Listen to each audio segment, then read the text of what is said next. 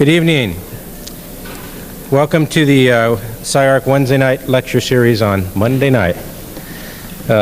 Special occasion, as always, whenever Peter's here. A little bit of housekeeping. On Saturday, there's going to be a symposium here called Beyond Sprawl, New Strategies and Prototypes for Housing, and it starts at 9:30. The keynote, which should be great, will be Tom Main, and then others that will be talking will be Dana Cuff, Albert Pope, Robert Sommel, and Michael Bell. So it's going to be really a supercharged Saturday. So I think it should be mandatory for the students to come to such an event. Eric Owen-Moss, our new director, was going to be here tonight, but he's perhaps a new father again. So let's all send some good energy wherever, whatever direction, probably that direction. He's in 310, so face west for a moment. Maybe congratulations, but soon enough. So he asked me if I would introduce Peter. Most often that would be a task on the spur of the moment, because you always have to think of what to say, but having known Peter for so long and have known what he's done, what he thinks about, and how important he has been to the school, let alone the profession of architecture internationally, it wasn't too difficult to just download some thoughts. Peter is an extended family member of SCI-Arc. From the very beginning, he's been a part of the school, and he's played, I think, a major role in energizing the school periodically, bringing his students to town and then incorporating our students into the mix. Peter has been, I think generally, but in particular for my generation, as both an architect and an educator, profoundly influential, which I think in turn means that as we spread the seed around, he's been influential to all of you, directly and indirectly. Much of what we look at and talk about today that holds our deepest interest, I think, can be traced back to a number of people, a few number of people, and I think in particular to Peter and his colleagues. They established and proposed, I wrote down the actual number, but I decided to change it to many years ago. Many of the things that we talk about today, kinetic architecture, high-tech architecture, green architecture, even as it wasn't called then, even soft form, such that emerges from various interpretations of information moving fluidly about and being exchanged through networks that were pre-existing and synthesized.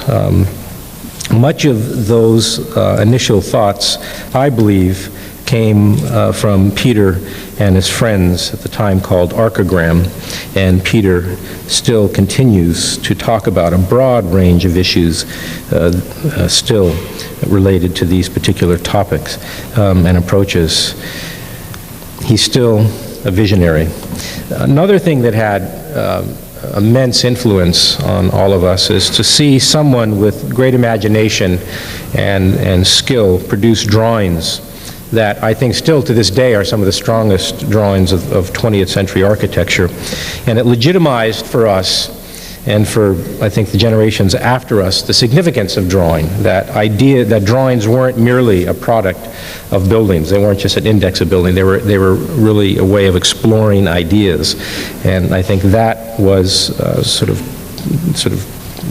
captured us and compelled us to do similar work.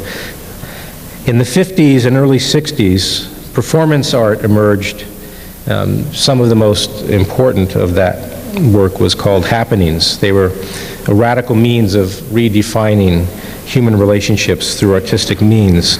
Peter developed the architectural equivalent of happenings. His creative process would be used to stimulate events in the educational arena and in the professional arena. And what emerged out of all of his work, drawings, models, and buildings, also became an event. He was always interested in networks and their content. I believe it comes from his huge curiosity and the need to continually sidestep boredom. This curiosity has compelled him to search for and promote the young and unknown talent throughout the world. And he's always talked, which I think has been a great surprise to many of us who are normally conditioned to be driven by our own egos. He's always talked about others as enthusiastically as he talks about himself, which is, I think, a supreme example of generosity. But the fact of the matter is, Peter is essentially a teacher. He's a founding member of Archigram, the chair of the Bartlett School, the University of London, and a principal of Cook and Hawley Architects of London. Please welcome Peter Cook.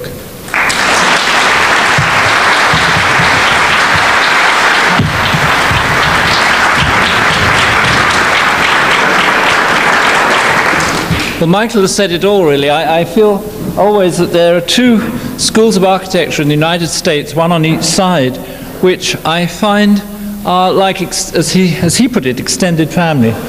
One is obviously this place in its sort of transmogrification, which remarkably, the other one is Cooper Union, just to get that out of the way. And they're both weirdo schools.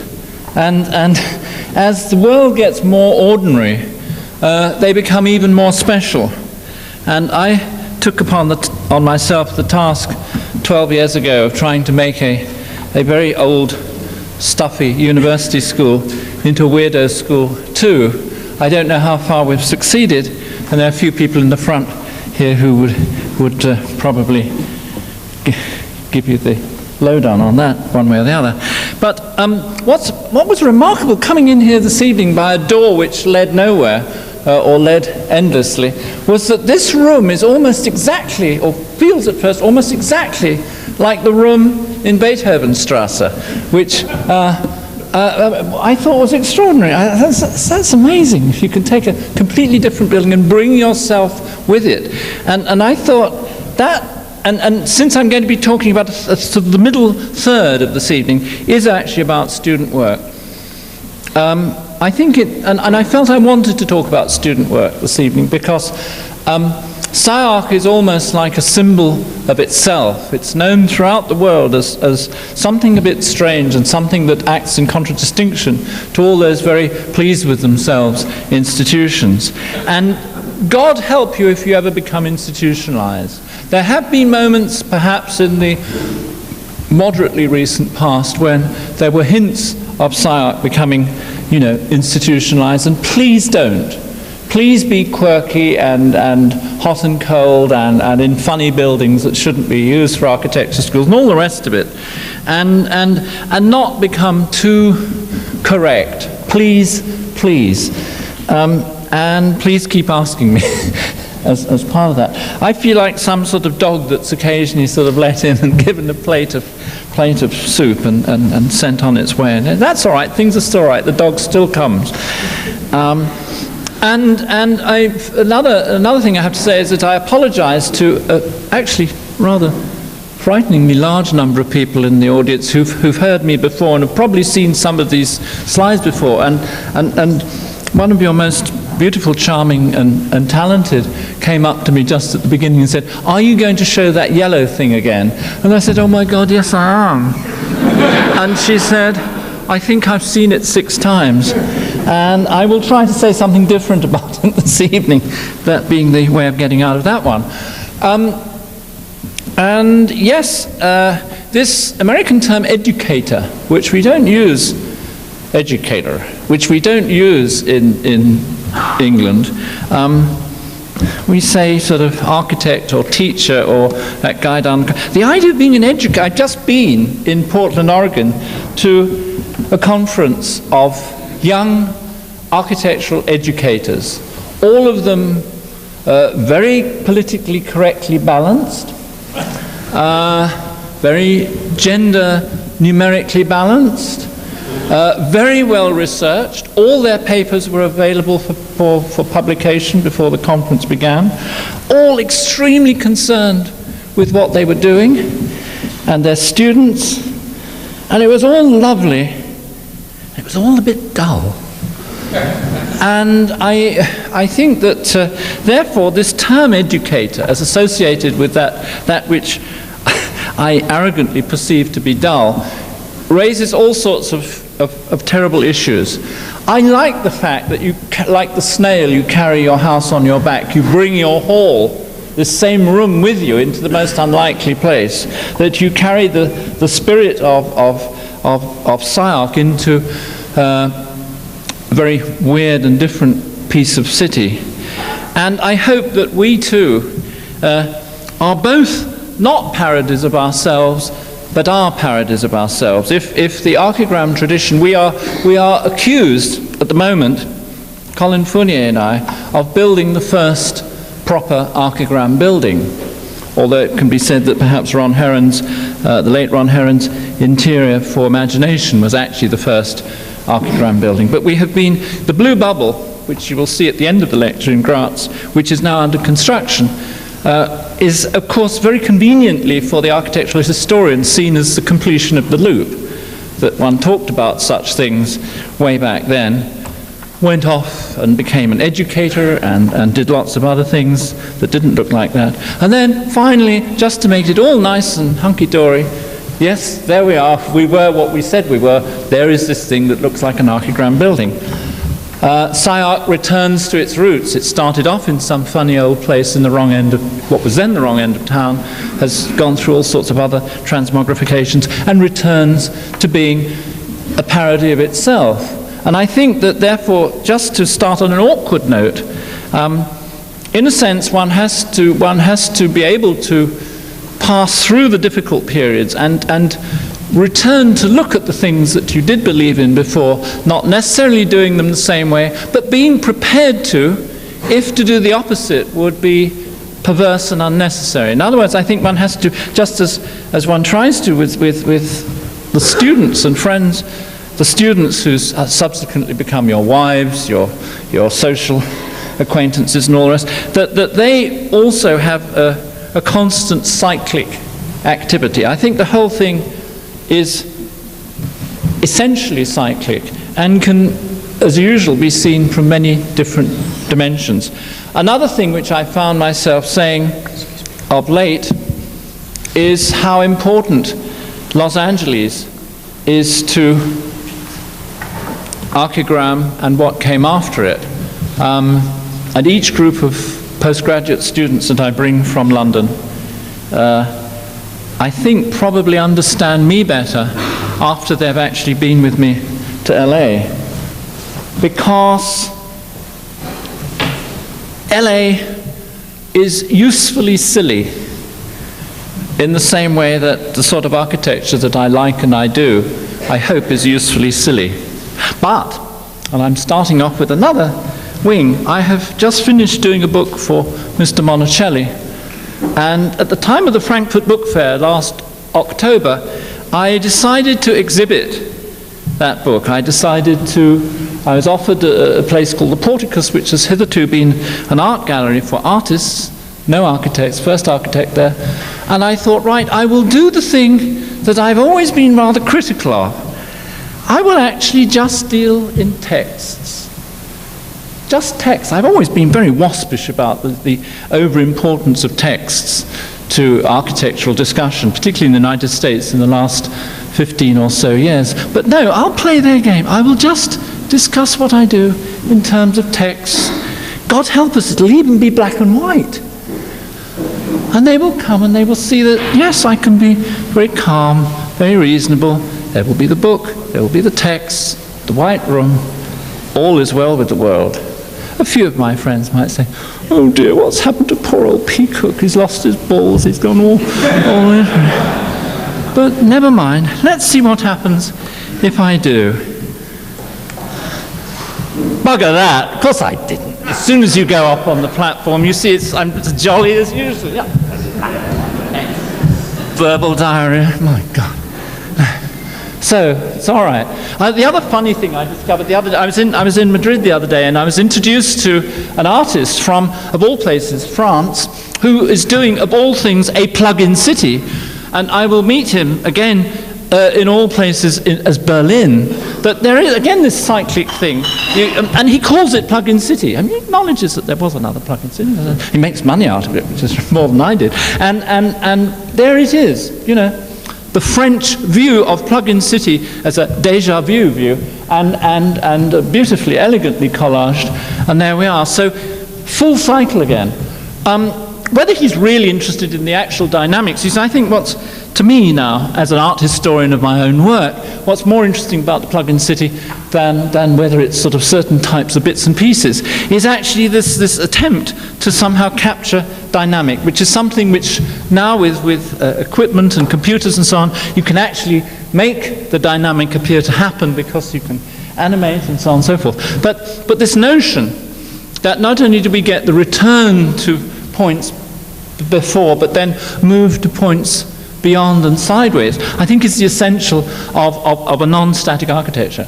There have been, of course, moments in the past, and my few friends in the front, which have seen all these slides before, some of them before, will know these two rather well, as I describe myself on the left here as in my brown hair period, when it was very important to actually manifest something, that if you said, look, the whole business of information can be on wires and radios and stuff, but it happens to you, and I'm essentially a stuffist. I like stuff, I like things, I don't like abstracts, I'm not very good with abstracts, but stuff, any old stuff.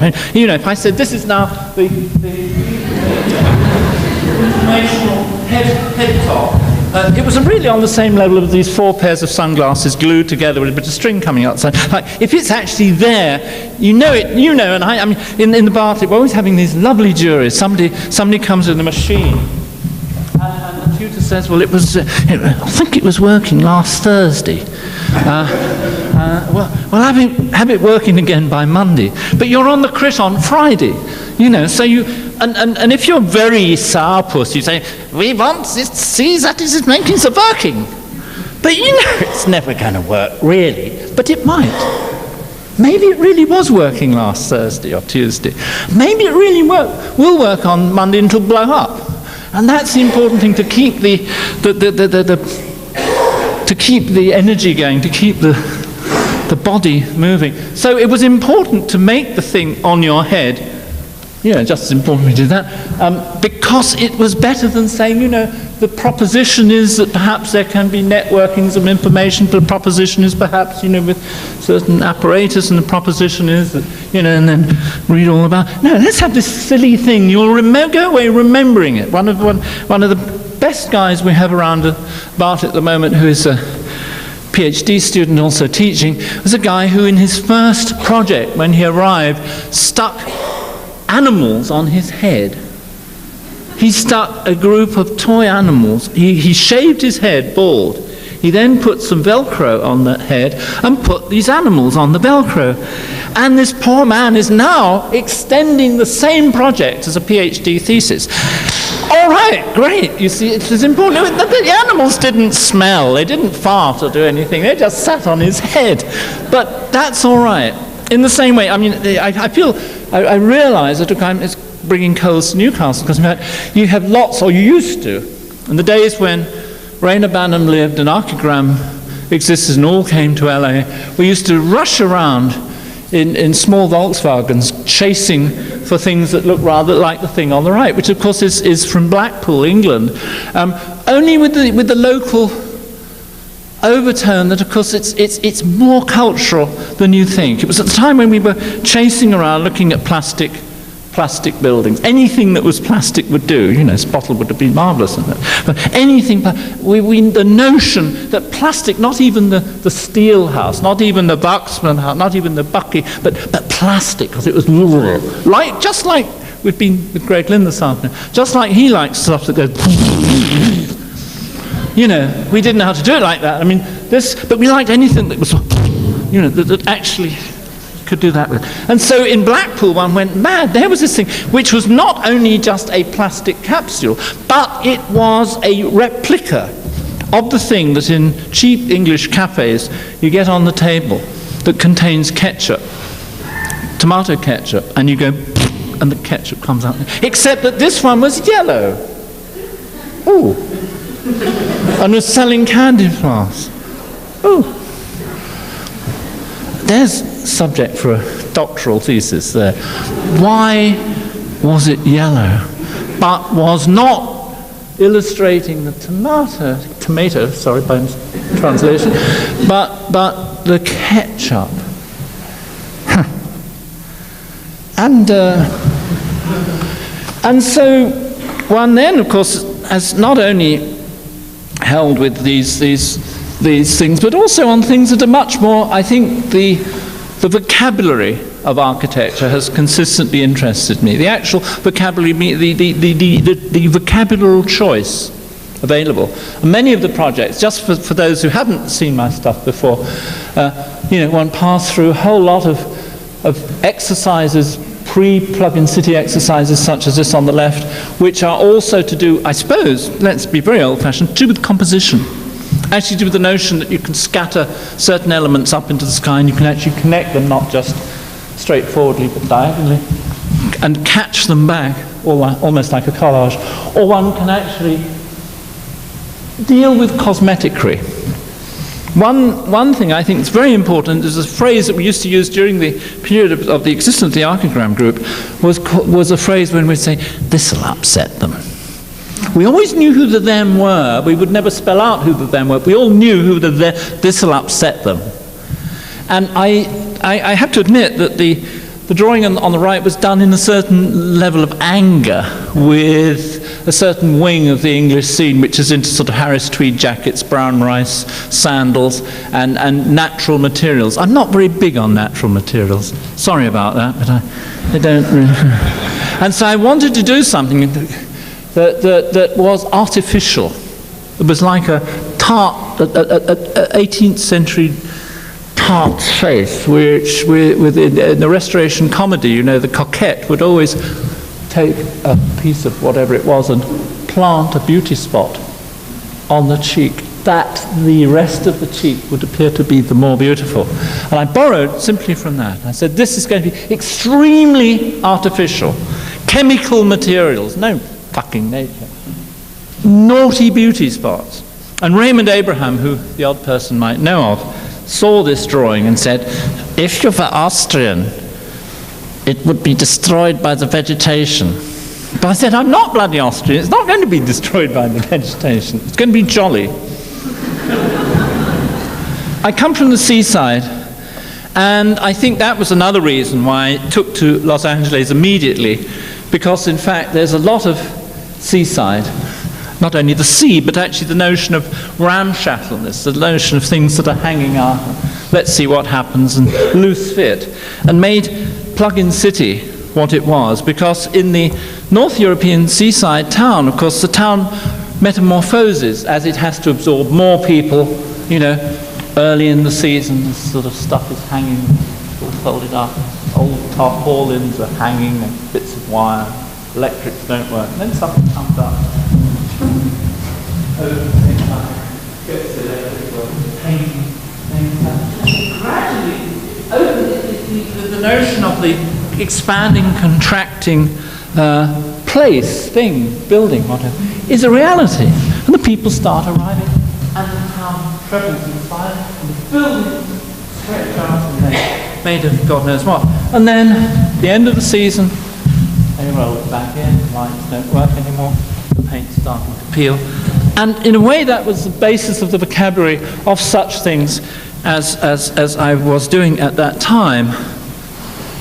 And you know, it's very easy, in fact, to suggest the analogy, which of course was originally suggested by Rainer Banham when talking about Santa Monica Pier all those years ago. And there is a certain kind of hardware and notion of how people are and behave. I was once an ice cream seller in a town called Bournemouth, and as an ice cream seller, even the North Europeans are noticeable. Because you're an ice cream seller, you're just like a vehicle or a lamp standard or a deck chair. You're not a person. You have dark glasses and a white coat and lots of chalk ices. You're a thing. And they let everything hang out in front of you. They don't contemplate you as a person. And it's wonderful. You suddenly see that those very uptight English are real and slightly naughty and do funny things. And that's another link, I think, that one has always remembered. It can be forlorn, it can be perverse, it can be the unlikely in an unlikely place. It can be layered, and layering became then an added fascination as one began to move on from the notion of these sort of gizmos and machines and funny bits of plastic. One began to discover other memories that hitherto one had sort of pushed out of the way, indoctrinated by Corb, Meeson, Frank Lloyd Wright, indoctrinated by Team 10, indoctrinated by one's own position vis-a-vis modernism, indoctrinated by one's own wish to romanticize the idea of system building, and then began to sort of say, there's other funny stuff around. Again, I think prompted by one central wish to extend the vocabulary of architecture. I think very much of what has consistently interested me, and does interest me, is the extension of the vocabulary of architecture.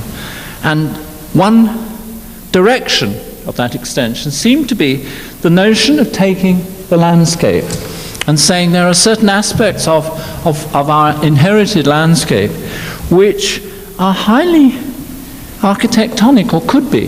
I think the breakthrough was when we did the Monte Carlo project, where we buried our high-tech shed with all its robots into just a piece of ground, so it wouldn't be seen, it would be there, it would be the black box under the molehill, so to speak. Or other projects where over a series of stages the hard architecture would melt and become some other mixture of architecture. And here, two very obvious examples, which I keep coming back to. The one on the right-hand side, where I deliberately took a piece of North Europe English landscape and folded the building into it, so that you wouldn't see this large edifice on the hilltop. You would be broken away.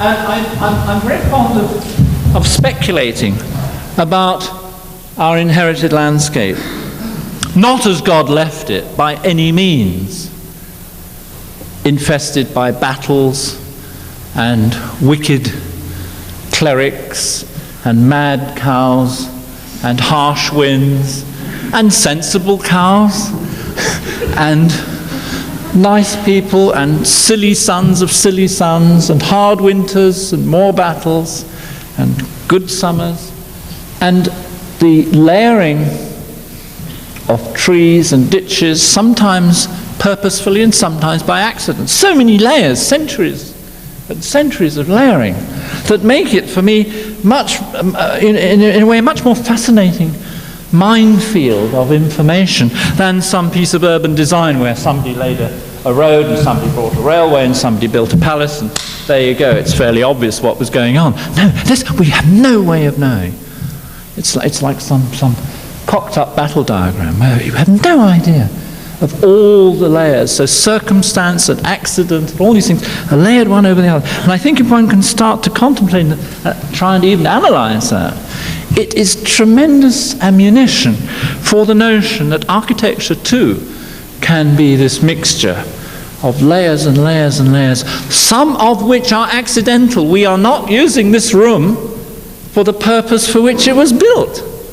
And we've probably already forgotten even who did build it, and another generation will say, but surely it was always an architecture school, etc., etc. I hope I make my point fairly clearly. And so one then moves on to start to be involved in mixtures, not just to say, well, let's just take it all as romantic, layered, forgotten stuff, but intermix that with the purposeful. I think this will work, yes. To intermix it with the purposeful of ordained conditions, layered conditions, folded in conditions, twisted conditions, soft edge conditions, water, the whole thing, so that it becomes a kind of collage, including the wayward with the formal. And you know, there's always a thing that happens frequently. I go around and give lectures, and somebody comes up at the end and says, so it's a place just like your thing, 10 kilometers or 20 kilometers or behind the mountain. And you go there, and my God, there is something just like your thing. And you're faced with two, you know, it's then a question of personality. You're faced with two things. You say, oh my God, you know, somebody says, there was a guy in 1716 did exactly what you've just been talking about. Now you can either say, what is life? What is purpose? Or you can say, fantastic, bloody good idea. Told you it was a good idea. And that's what I found. Somebody said, in this Schloss Würzburg is exactly your thing of the land. Yes, indeed. And I find it absolutely wonderful as 1, 2, 3, 4, 5, 6, 7, 8, 9, about 11 striations of layerings, organizations where these wayward idiosyncratic trees and growies and things can be sort of folded like a giant sandwich into a scheme. I think there's tremendous clues there. So, what happened there? Yes, thank you. And so, as you know, one then started to go back to a place like Frankfurt and say, what would happen if we borrow from the Japanese and borrow from the garden tradition and make one of these museums not as a solid sort of object sitting on the riverbank, but as a series of pavilions, rather wayward and hidden pavilions, hidden in amongst vegetation. The vegetation takes on the physiognomy of change with the seasons and change with time. And of course one goes not only being shown things, but you go and find things. I was not so long ago at the University of East Anglia and found that the concrete buildings had started to sprout growies, that their vocabulary of form was being, you know, they'd grown beards and had probably gained in the doing. Or if you go to Florida, you find that people hide behind these beards of vegetation. Wonderful things. Sometimes it's accident, sometimes it's scaredness, sometimes it's intention. And of course we have, you know, we can go back to the 18th century where Italian gardeners in Schwetzingen in Germany would set up these trellises, which play a kind of footsie with time, the seasons, play a sort of footsie with the pre-existence of the architecture itself, so that it's not a question of either or, it's a question of layering the one with the other. And then one was taken, I guess quite a long time ago now, to a funny place that used to exist in Santa Cruz, which some of you may remember, which was called the Tree Circus. And it was very useful because I saw it just at the time when I was really beginning to get into veggies. I was shown this tree circus where somebody had done this wrapping of trees and verdure and all in a rather spooky way. And suddenly, then you get this odd thing, because the implication of what you were interested in and talking about suddenly is taken to such a degree that you suddenly pull back and say, I'm sorry, I'm not quite sure that's what I meant. And I certainly wouldn't want to be there at 6 o'clock at night. And in fact, it's been taken away. But the tree circus for me was a sort of a useful shock to the system that probably then pulls you back to a slightly more circumspect incorporation of vegetation, whether by dampness. This is a project called Dampstead, because it was in Hampstead and it's damp, and the vegetation is encouraged to sort of seep down the side. And this is a project for Paris where the the vegetable part is very neatly held behind the apartment. So one is sort of always, I think, as anybody, is always going backwards and forwards between the extreme implications of a proposition or of a language or of a preoccupation, and then pulling slightly back to a more circumspect play of that with, you know, the other traditions of social housing or of the conservatory and so on. It's always, of course, one is then tweaking it and say there was something about this vegetation stuff that suggested another way of looking at servicing paths, servicing routes, servicing systems, and that the layering and the wrapping demands this rather naughty insertion, this turd-like, veg-like thing that is about to creep around, but actually inspired by Louis Kahn, if you trace it back.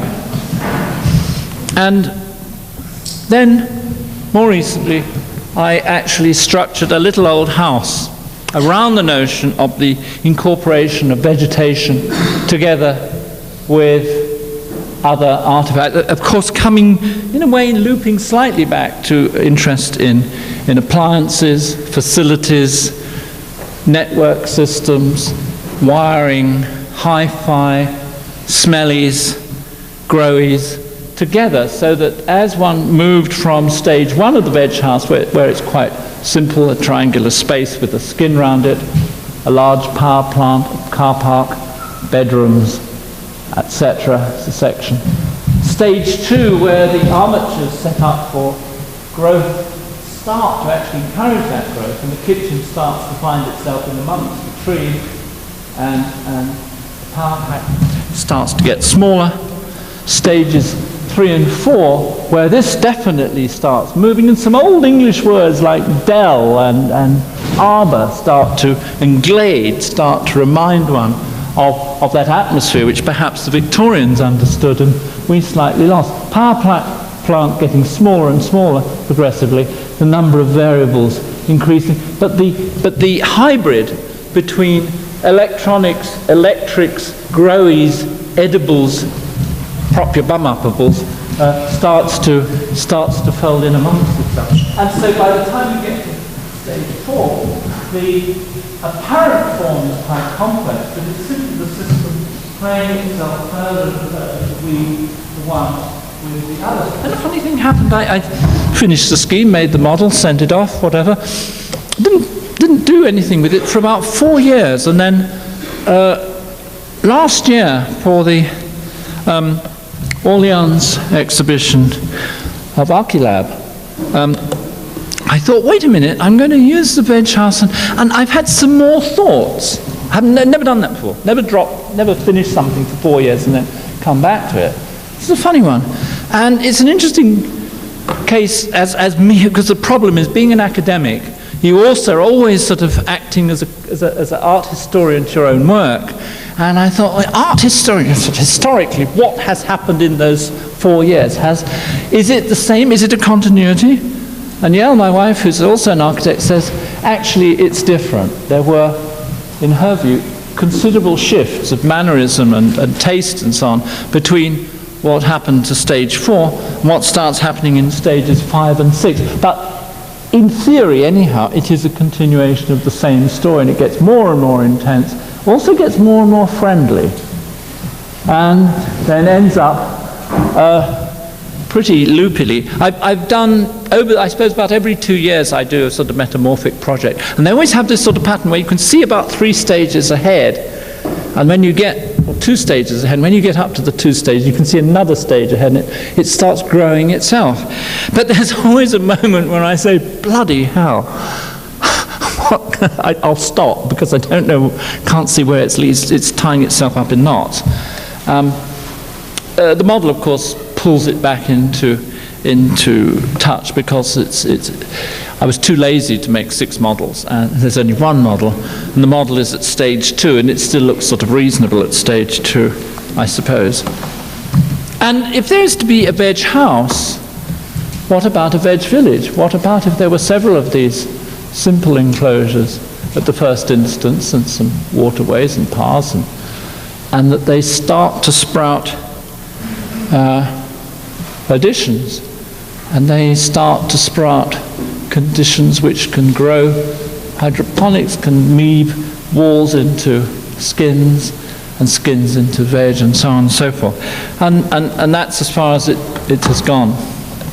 There's another sort of preoccupation, I suppose, which is with things that we might say go bang in the night. Things that can actually mechanically metamorphose. You can't get away from that from time to time. The fact that this is a rather nicer thing than if it was just sitting stiffly. And it's funny how you can carry that in your brain. Not only in Archigram days did we spend a lot of time designing these towers, and then said, just because we're serious about it doesn't mean we can't make fun of them. Pop! There they are. They pop up into your face. And beware of the English when they're being silly. Also the Japanese. I think the one characteristic that one is conscious of sharing with the Japanese culture is that we are both very silly countries. We both like toys. We both have a tradition which we hide behind. But underneath that we want to piss about like crazy.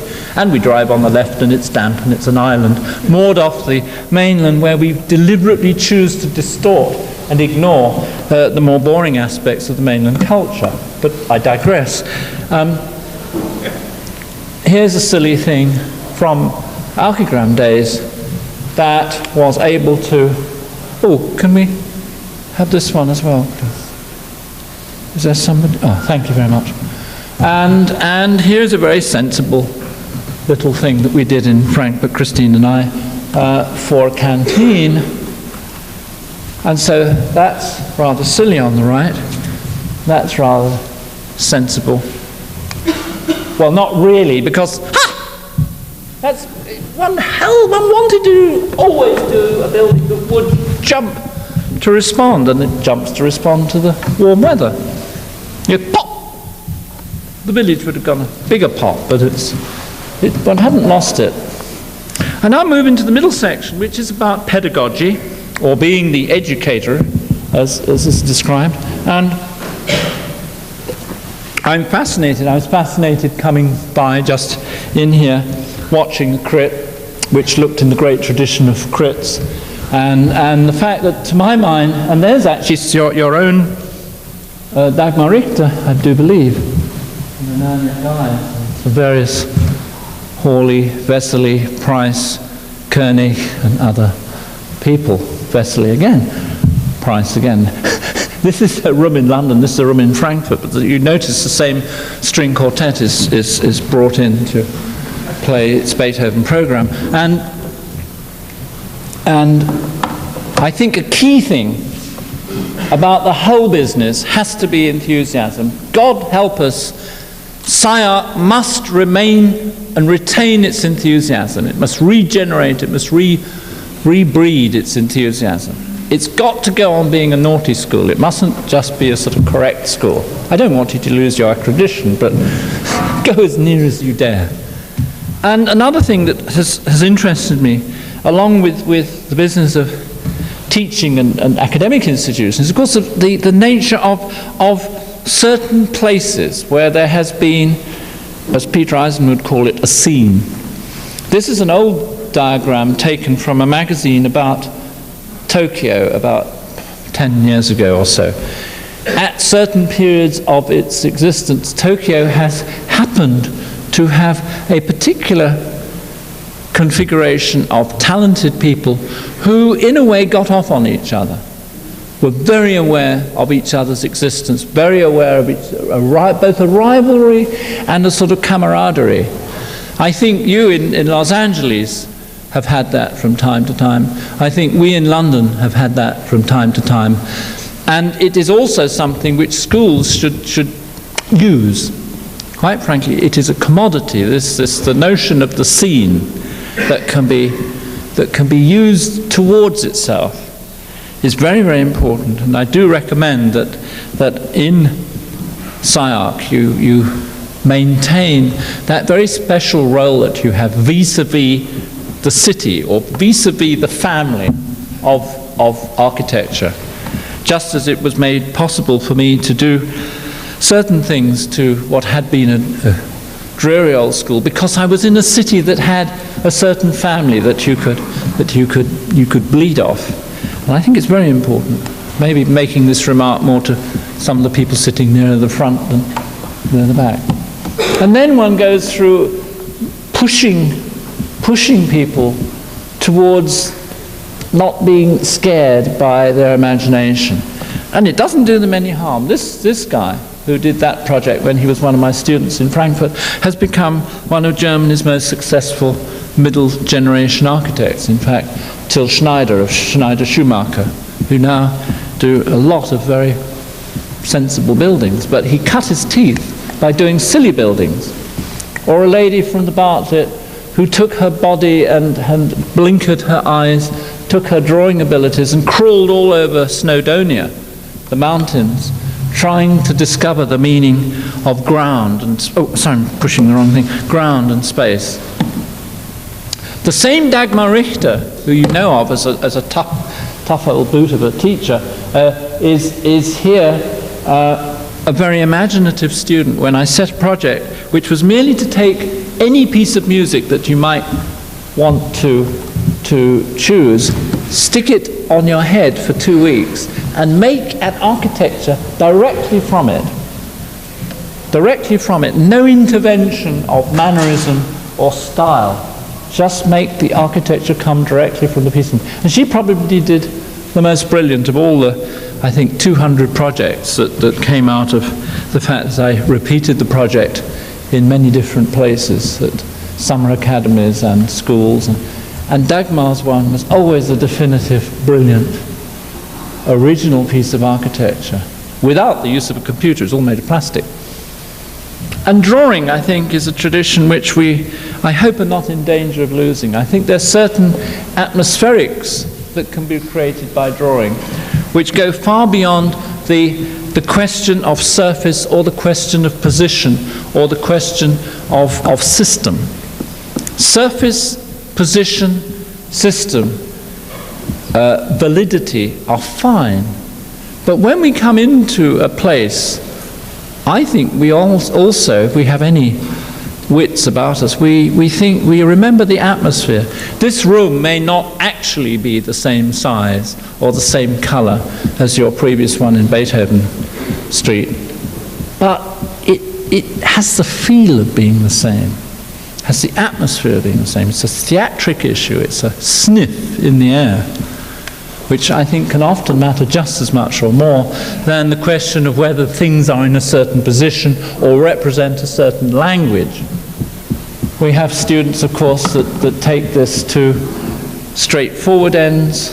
They fold, they place buildings. They start to be inspired by a natural form, but still there is a system. We have people who move, of course, into surface, but we have people who still are very concerned with placement and light and organization and sinking things in the mud. We have people, of course, who make instruments or do conditions of the jumping of scale and the making of space, which would have been impossible in the old days of just making objects.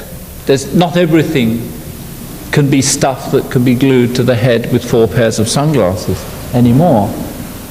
And games that can be played between the dangling of objects in space and the subtle making of these so that you at a certain moment can't tell whether it is a drawing or a piece of stuff. And a nice one, which some colleagues of mine have been doing, which is that they get each of their students to make a kind of robotic object and then place them all on a kind of giant table where the robotic objects, rather like personalities in a crowd or in a party, start to interfere with each other. So that the one that burns threatens the one that drips, and the one that swings threatens the one that burns, and the one that spits threatens the one that swings, and the one that burns, etc. And I think this trying to capture the condition almost like a group of humans, is a fantastic objective. Or to grow ground, project which, using also the resources of the Department of Biophysics, actually successfully tested the notion that you could grow ground over the Venice lagoon, and after 8 or 10 years you would be able to grow enough ground to be actually fold people into that ground as a habitation. I think this sort of work has to be done. Or that you can take platform ground and by sort of computer and photographic techniques return back to that same ground characteristics that are created by the choreography of people walking around. You actually watch and capture the information and beam it back to the ground itself. An expensive thing to do, but one that surely will lead to an extension of our vocabulary. Still, people using drawing, I think, very necessarily. This guy actually is now, 2 years later, running a perfectly successful and rather trendy design company, but still working through exquisite, basically hand drawings. Or another guy who starts to develop the notion of what do we do with the skins of buildings by actually putting people into the skin, taking them out, and the skin being then a kind of manifestation of the presence of people, not as sculptural objects in a kind of 19th century sense, but of potentially spatial objects. And of course dangerous and naughty machines, which all the time my primary criterion is that they have a commitment and an enthusiasm. Hopefully they work, or that they might work on Monday. But importantly, that they enthusiastically can also contribute to the extension of the vocabulary. And back to my own stuff. I think a key piece that I refer back to, I think somebody who's been working quite a long time, therefore one has certain sort of phases. I think an old project which Christine and I did for the library in Trondheim, which I'm only showing one slide of this evening, was a very, very important generic project. I think we probably got sort of 10 other projects out of that one project. Another one was probably something that I called Arcadia A, which was the first of my Arcadia series, which wasn't the most successful drawing. It didn't quite work as a drawing, but it had so much manure in it, so to speak, that I think I got about 8 other projects out of that one. And another one that I found in recent years, still generic, is this project called Way Out West Berlin, which was to take the extension of the Kurfürstendamm in West Berlin and to propose a series of additions to it, using a kind of American grid and using a kind of naughty, wayward, spooky system. Stage 1 and about stage 6. I'm not showing all the stages. By stage 6, of course, the spooky system has almost completely taken over, but not quite. I can illustrate it more easily with a simple coupling. Here is an earlier stage on the left of a sort of street corner. Elevator shaft, a library, some offices, the old railway now covered with warehousing and clubs and funny things. And you can imagine a couple of guys sitting, working there, looking out the window and saying, it's getting bigger. It's definitely getting bigger. And the other guys say, yeah, it's bigger than it was last month. Definitely. Referring, of course, to our friend, the cactus. And my word, if you go back there 8 years later, he's got very much bigger. He's taken the whole shoot over. But there's still the elevator shaft. There's still the club. There's a place for sane escape in the middle. And it was a proposition to say Way Out West was not only about the west of Berlin and a certain kind of Americana, but in fact was the real West, the out West. Also an opportunity to quote things about veggies and seaside, and you know, one always brings oneself with one. Sorry, yeah, thank you. And it led to my version, without the computer I suppose, of tucking and folding and slurping over and incorporating bits of veggie. Veggie again with our friend the cactus. I think that what has always amused me about the cactus is that if you designed a cactus in first year, you'd be failed because the junctions are terrible. You know, but if you can try and make architecture, it was also a challenge to oneself. If you can try and make architecture out of the cactus, you can make architecture out of almost anything. And so it starts to metamorphose into, I think, quite reasonable architectural partie. Dear, it's sticking on, thank you. But of course there were sometimes more sensible things, if they appear. More sensible things that one did. You can see it's a building underneath there. For Berlin itself, on the east side, a very calm and circumspect piece of architecture, fitting with our rational neighbours, and in fact reflecting the fact that it's the east side, and that's where the bedrooms are. So it's very reasonable. On the west side, which you can only see a piece of, the double height spaces, the park, family coming in the evening, the sun coming through, the vegetation, and Bob's your uncle, as we say. And to the last three projects, one of which I think I have shown here before, the last four projects, one of which is a competition that Christine and I won, occasionally lurches into life, but I don't think they've really got the money, which is and the irony of things is that in my more recent career, of all the things that I win competitions for, it is designing museums in Austria.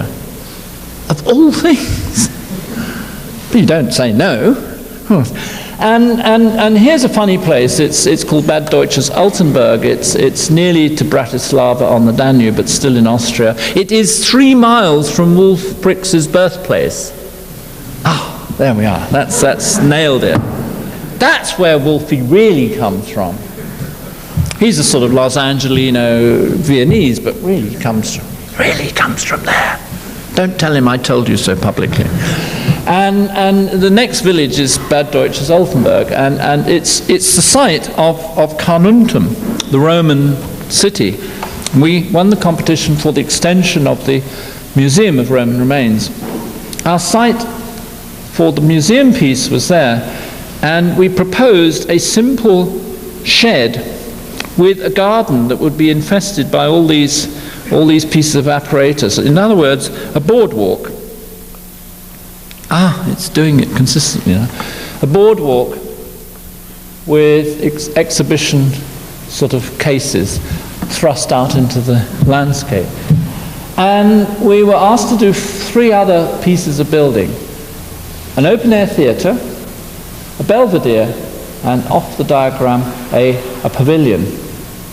We also incorporated a church, which was up on the hill, and an old burial mound, and made from it a 6-pointed system of ley lines, along which we then organized some of the geometry of the individual pieces. So we had these 6-pointed ley lines. On our 4, we had things that took up this sort of mysterious connecting line, as if it were to say that there was a meta system, but you couldn't really see it, just like there's the old city somewhere under the ground, but you don't really see it. And if the front of the museum shaft was vertical steel, the front of the backdrop of the theatre was slightly tilted steel sheet. There is the front of the museum, there is the theatre. And then up the hill from that, the pavilion, where the steel case starts to really lean. But the geometry of the parts is still picking up the ley lines.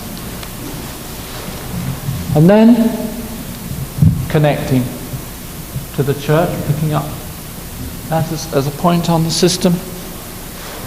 And then up to the top of the hill, and the sheet collapses to the floor, rather like this podium here, because it is the base for the foot of Belvedere. And the geometries are still picked up. Thank you. I went after that to Rice. Lars Lerup invited me for 2 sets of seminars in Rice, and it's a very good academic school, and Lars is a brilliant academic, and I thought, right, I'll go be academic too, and we'll discuss, urbanism and all that stuff. Bloke in one Thursday morning said to me, "We know that you come from London, and we know that you like Los Angeles. What do you think of Houston?" As they do. And I said, well, the funny thing about, I said, if you could imagine a scale, let's say you start with the Italian town, and then you have London, then you have Los Angeles, then you have Houston, and then you have Super Houston, a Houston that's more Houston than Houston, really Houstonic. And the cars would be automated. You have tracks down the street. You don't drive around. You dial in Uncle Joe's house, go to sleep, play cards, whatever. Whatever people do. And then you go beep beep beep beep beep. And you wake up and say, "Hey, hi, Uncle Joe," and you drive in the drive. It's a good cousin. And one stayed, as all visiting architects do, at the Warwick Hotel. If you go to the top of the Warwick Hotel, you look out on that part of Houston, you see almost nothing, just trees. So from being interested in trees as stuff and trees as landscape, here we have trees as a sort of toupee that sits above 2-story houses, because in fact between there and there it's about 7 miles. There's loads and loads of streets with 2-story houses now. Wonderful stuff. I thought, right, Super Houston's going to be really about this. It's going to be about these. Oh, the other one as well. Thank you. Going to be about tree cover and these automated streets, and of course the demographic breakdown within it. Of course, would have certain kinds of categories. Blue would represent atheist newspapers, and pink might be groceries. Green might be Kansas, or whatever characteristics, but it would all look more or less the same as it does. All more or less the same. Lots, 10 miles square, more or less the same, even more samey than it is right now. Wonderful stuff. Coming down to detail. Yes, of course, it would be fairly the same, but there would become variation. Still this two-bedroom. And down the side, a funny thing, an extra called the liner. What of the liner? You see, I belied my feebleness, because having said that there would be this free fall, there might be something else. And I tried to do lots of houses. I did lots of houses very quickly. And then I enjoyed it. Coming down to detail. Well, let's see what actually living in a hot, wet place is like, because I go to my wife's city, which is Tel Aviv sometimes, and that's hot and wet when they're not shooting each other. And it's also, the way you use the bathroom, clothing, and it's just so what happens if you just leap out, you wander out from the bath to the private yard, and it's still, and I took various individual people, it amused me. What happened? Houstonic can I be? Even to some level, Jack the dog. Go in the corner. I think another one is the cat, Joe the tortoise, but as well as a member of the family. So going from the 10-mile thing to Jack's corner, because I'm always interested in the story inside. Then, on the right-hand side is this long 10-mile freeway with this thing, this red line, which is actually the line which has everything else except for the housing. And interfering with that are these aggressive darts that might come out every mile or so. Sometimes darting out the edge.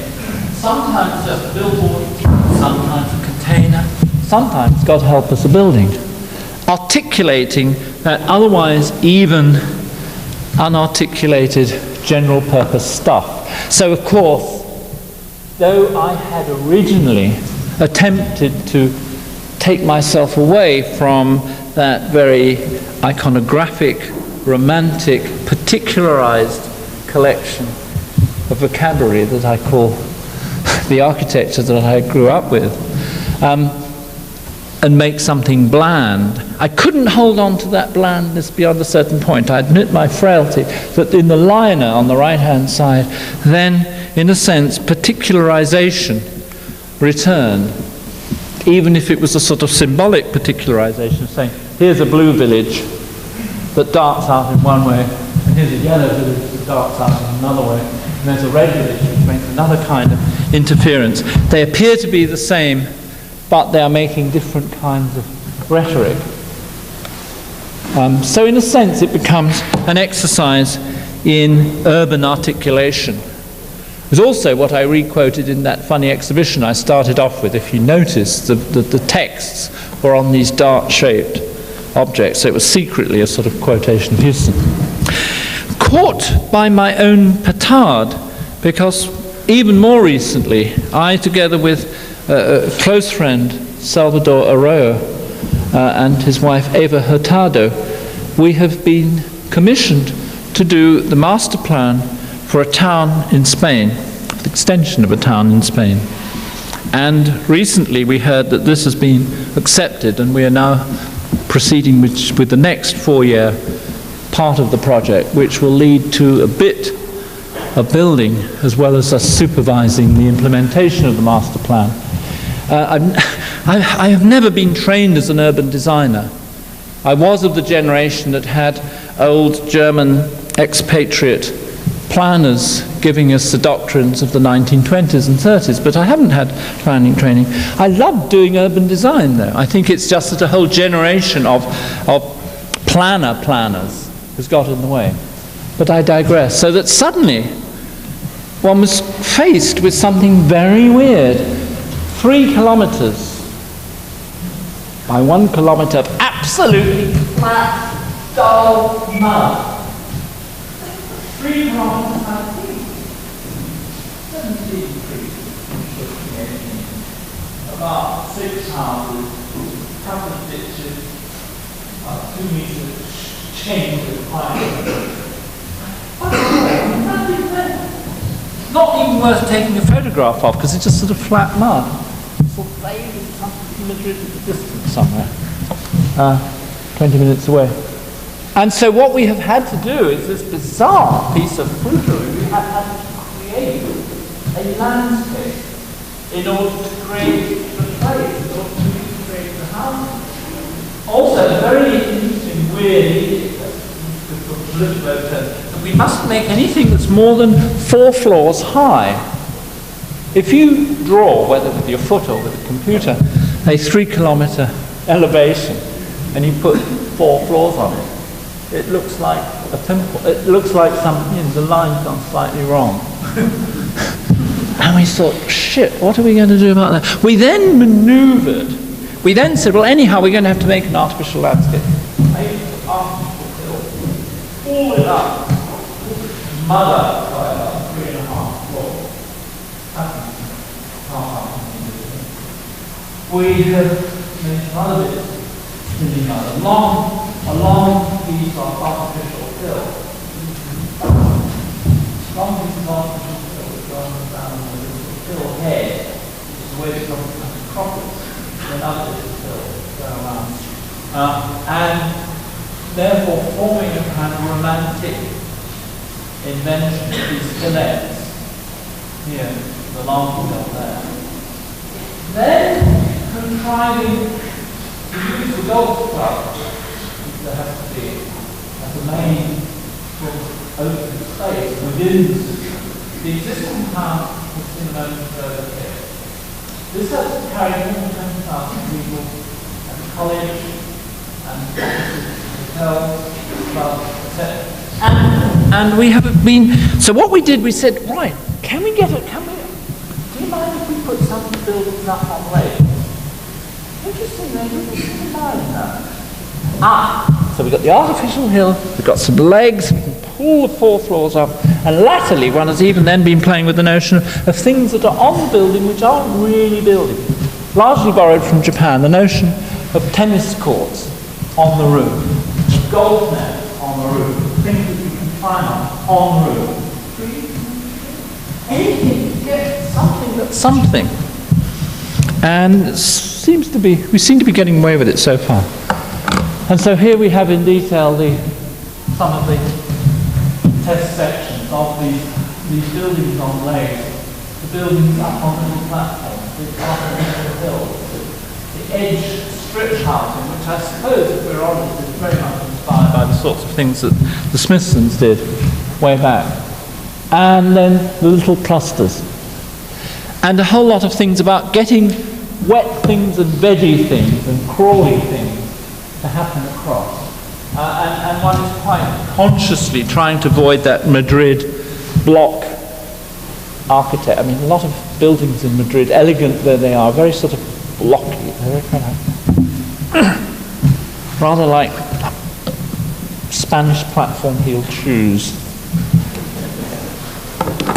And so we're working on it. Here's the relationship to the existing town with its old section. It's actually a town mostly about 30 years. One has put in also a waterway that starts here, dribbles down the side of it, and becomes a kilometre-long rowing lake. The one piece of rational geometry is one very, very straightforward rectilinear lake, around which the romantic parts weave.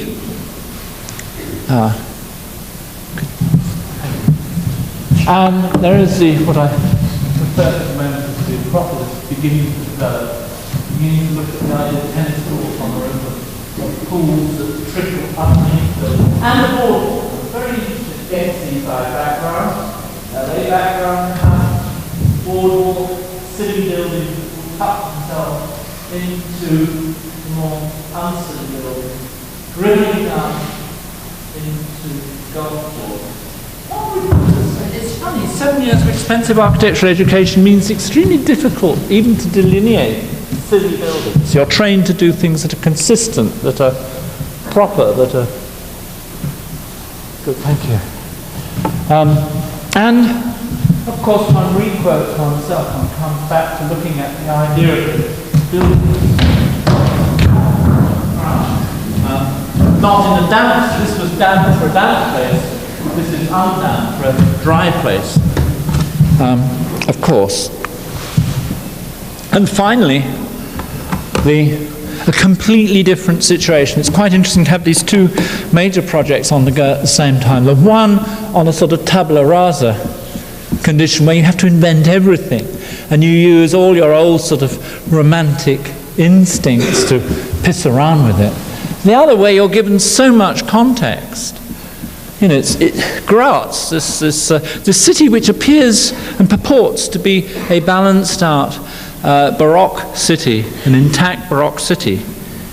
But it makes money out of building cars and servicing 50,000 students. But all those things are hidden behind the hills. It looks like a nice, quiet Baroque city.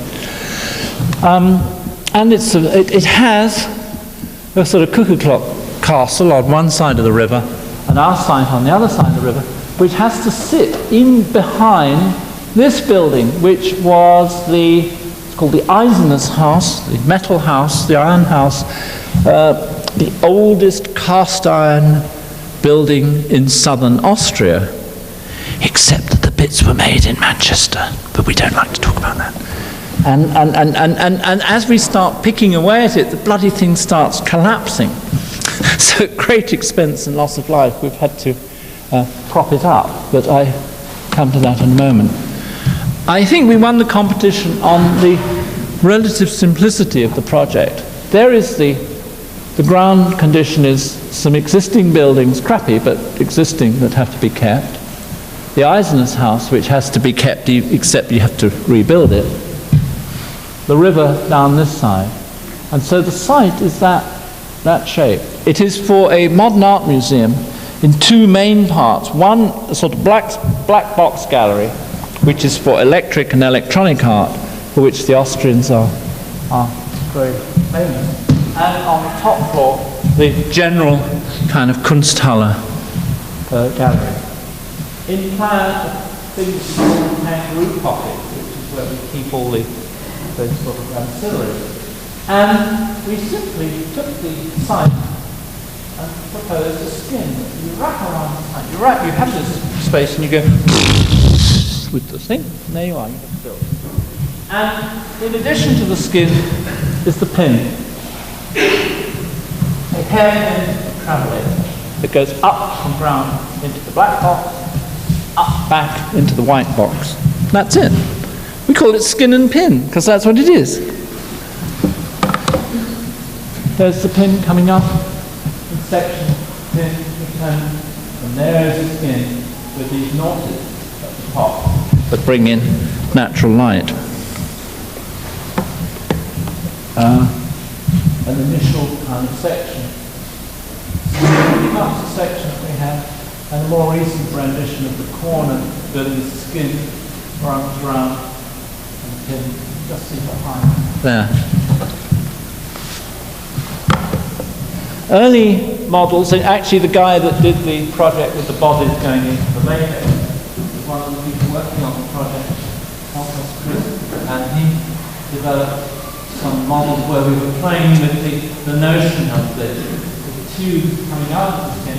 Much more recent development in that way has been a lot more systematized, much more standard line tube, but still basically the same thing. We haven't had to modify too much of the proposition.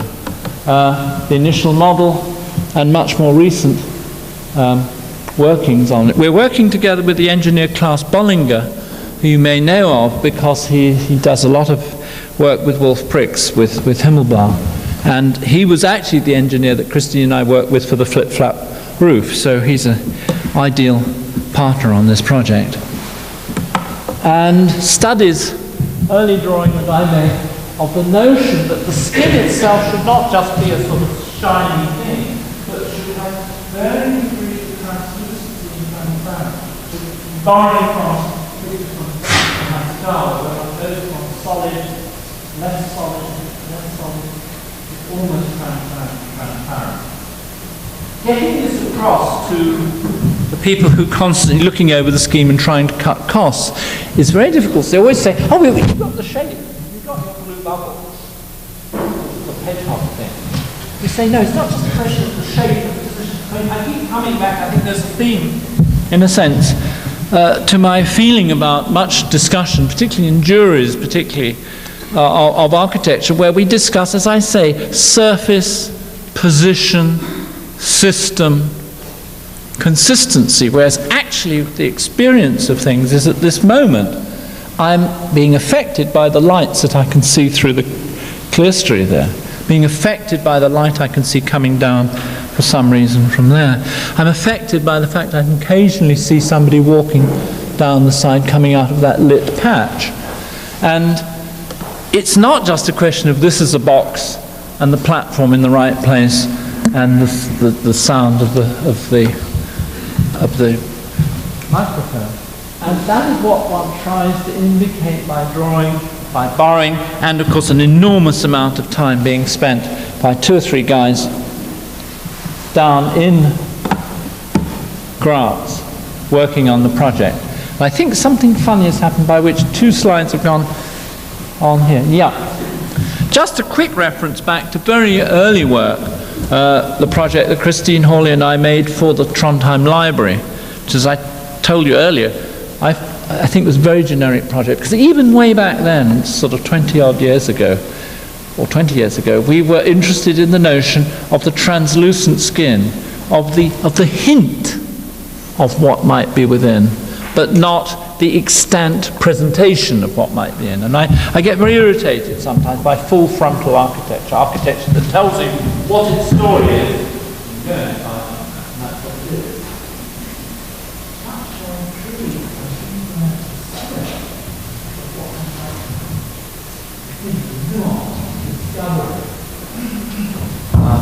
And that we now have the wherewithal to make extremely sophisticated and developed layerings of skin. that cannot declare, nor hide, nor just shine, but play the game of revelation. So there's I think, for my own, again, being an academic, being an art historian of one's own work, I think there's a very definite link between this project and the current project. And I'm pleased to announce that the building is under construction. We have now dug a bloody great hole in the site. Piles are being driven in. And you can dial up www.graz03.at, bearing in mind that you are 9 hours ahead of them. It's not much point in dialing them till about 2 hours' time, when you will see very interesting things such as tower cranes, guys cycling past, and enormous amounts of mud on the site. But it is, there it is, nestling, slurping its way into the, squeezed out into the corner left by these heroic buildings. You see the amount of money being spent to keep up that bit of tin on the outside. By the way, the bridge, this old centre of Graz, and I think somewhere moored on the top of that tower is the webcam, from which you can see it. And my final two images back to, hopefully, what it will be like. The atmosphere without and within of the Kunsthaus. And so I come to you, not totally full circle, but maybe Archigram lives, maybe this is an Archigram building, or just like the continuity of this room with the previous SCI-Arc room, it's a bit of a myth, it's a bit of an atmosphere, it's a bit of a dream, but it's real. Thank you.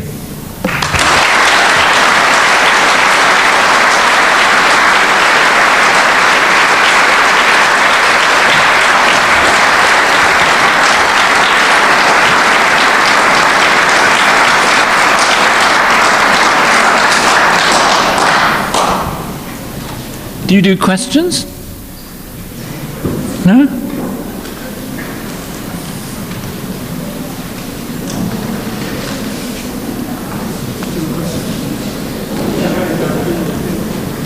Can you talk to us about the materials of that building? Yep, a quickie on the materials of the building. The outside of the skin is a fireproofed acrylic which is heat bent in sheets that are about 1 1¾ meters by 1.1 1¼ by 1 3/4 meters.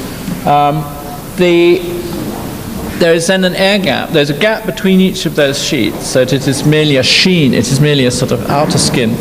The water is allowed to then come through the gaps between those sheets onto a steel outer covering. There is then approximately, depending on which bit we're talking about, between that and that depth of steel framing, welded. And within that there are about 4 layers of insulation. And then, sadly, I have to admit that the inner skin, we've had to backtrack from our original intentions, and it looks as if it's going to be plaster or fibrous plaster. And in order to get the edge condition to give the sort of soft edging, we are using what I euphemistically call the Taj Mahal detail, meaning that you have variable degrees of perforation, so that you filter from solid to less solid. But we're still fighting to try and incorporate a certain amount of metal mesh condition, more from a visual point of view than anything else, so we can get that softened edge. And that, I have to admit, it's about 2 years since we won the competition.